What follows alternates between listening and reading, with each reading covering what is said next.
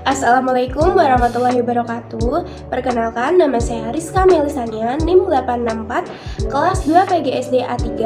Di sini saya akan mengerjakan tugas dari Ibu dosen Dwiana Asiwirati FPD selaku mata kuliah Keterampilan Berbahasa Indonesia. Tugas yang saya pilih yaitu tugas membaca cerita. Cerita yang saya ambil yaitu berjudul Gajah yang Baik Hati. Pada suatu hari, ada seekor kancil yang masuk ke dalam sebuah lubang yang cukup dalam. Di dalam tindakan kancil tersebut merupakan tindakan yang sangat ceroboh. Ia tidak berpikir bagaimana caranya ia naik ke atas bila sudah berada di dalam lubang tersebut. Sudah beberapa kali ia mencoba untuk memanjat, namun sia-sia usahanya tidak berhasil, hingga akhirnya ia berteriak untuk meminta tolong. Tolong! Tolong! Si kancil tidak bisa berbuat apa-apa. Ia hanya berteriak, meminta tolong. Teriakan si kancil ternyata terdengar oleh seekor gajah yang kebetulan sedang berjalan melewati tempat itu. Hei, siapa yang ada di dalam situ? Tanya gajah. Aku kancil, tolong aku, jawab kancil. Kenapa kau bisa ada di dalam lubang? Tanya gajah lagi. Kancil terdiam untuk sesaat. Ia mencari akal agar gajah mau menolongnya.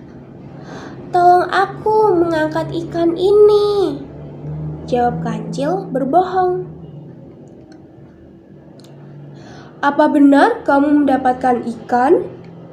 Tanya gajah penasaran. Benar, aku mendapatkan ikan yang sangat besar, jawab kancil berbohong lagi. Tapi bagaimana caranya aku bisa turun ke bawah? Tanya gajah bingung. Sebaiknya kamu cepat-cepat saja turun ke bawah, sebab jika tidak ikan ini bisa lepas, ucap kancil.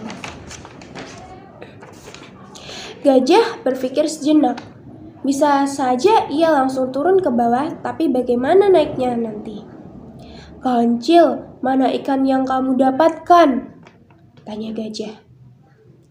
Ada di bawah kakiku, jawab kancil. Kalau aku menolongmu, lalu bagaimana aku menaik dari lubang ini? Tanya gajah. Kini kancil terdiam. Ia tidak menyangka kalau gajah akan berpikir sejauh itu.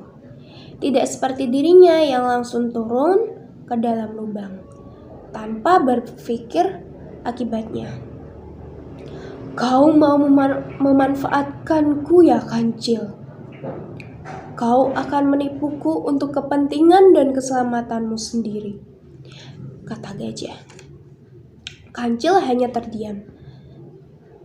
Sesekali kamu harus diberi pelajaran, kata gajah sambil meninggalkan tempat itu. Sahabatku gajah, aku mohon jangan tinggalkan aku, tolong, teriak kancil. Gajah tidak mendengarkan teriakan kancil. Si kancil pun mulai putus asa. Semakin lama ia berada di tempat itu, kancil mulai merasa kedinginan. Tolong, tolong. Kancil terus berteriak. Hingga sore hari tidak ada binatang pun yang mendengar teriakan kancil. Aduh, gawat, aku benar-benar akan mati di tempat ini. Kancil mulai membayangkan akhir hidupnya di tempat tersebut. Kemudian kancil berteriak dengan keras. Wahai langit dan bumi, dan seluruh binatang yang ada di tempat ini, aku bersumpah, aku tidak akan menipu untuk kepentingan dan keselamatanku sendiri, kecuali...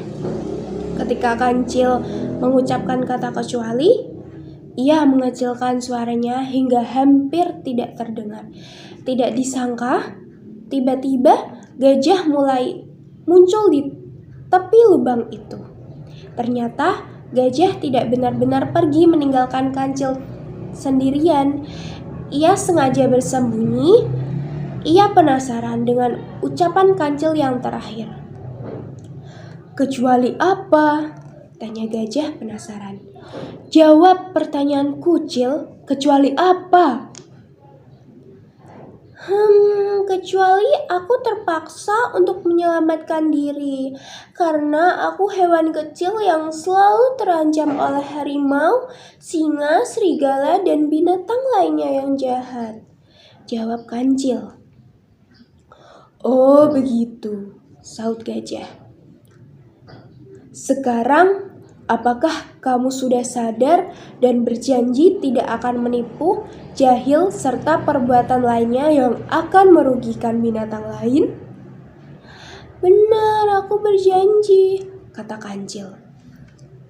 "Baiklah, sekarang saya akan menolongmu," kata gajah. Lalu gajah menjulurkan belalainya yang panjang untuk menangkap Kancil dan mengangkatnya ke atas. Begitu sampai di atas, Kancil pun berkata, "Terima kasih sahabatku, aku tidak akan melupakan kebaikanmu ini." Sejak saat itu, Kancil menjadi binatang yang sangat baik. Ia tidak pernah lagi berbuat jahil seperti apa yang pernah ia lakukan. Nah, pesan moral dari cerita gajah yang baik hati ini yaitu berbuatlah baik terhadap teman, karena perbuatan baik akan mendatangkan kebaikan pula. Sekian yang bisa saya sampaikan. Bila ada kesalahan mohon dimaafkan. Wassalamualaikum warahmatullahi wabarakatuh.